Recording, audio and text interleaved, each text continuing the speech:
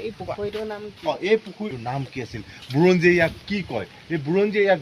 দুটা কথা কৈ থাকে এটা হৈছে মিঠা পুখুৰী অৰ্থাৎ সেই চাইডৰ পৰা জয়সাগৰৰ পৰা পানী অহাৰ আৰু ড্ৰেইনেজ চিষ্টেম আছিলে ধোনবিলাক দেখা পোৱা গৈছিল সেই অংশতে আৰু সেইফালেদি পানী ওলাই যোৱাৰ স্থান আছে আৰু সেই সময়ত ৰজাঘৰীয়া মানুহে এই পুখুৰীটোক মিঠা পুখুৰী বুলি কৈছিল কিন্তু মোৱামৰীয়া বিদ্ৰোহত যেতিয়া ইয়াৰ কিছু বস্তু ইয়াৰ পুখুৰীলৈ পেলাই দিছিল অলংকাৰ পেলাই দিব লগা হৈছিল অৰ্থাৎ ৰাঘৱ মৰাণে ৰাজেশ্বৰ সিংহক বন্দী কৰিছিল পুখুৰীটো যেতিয়া মোৱামৰীয়া বিদ্ৰোহৰ